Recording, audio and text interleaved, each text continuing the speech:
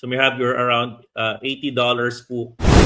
Alright, so tanggalin ko muna lahat eh. No? I'm going to remove everything and then back to zero tayo. So again, no, the market started, kunin natin yung pinakasimula niya, which is around 0.18 mga kameranda. Kunin po natin and gumawa tayo ng forward testing nito, no?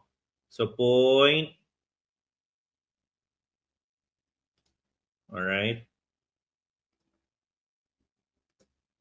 Okay. So I'm thinking, kung valid ba ito? Okay, mukhang valid naman. Meron siyang ginawang support. Okay, give me a second.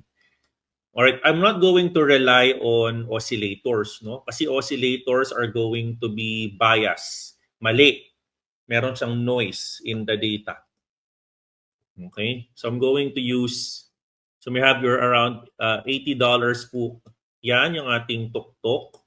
The initial was supposed to be 50 around here.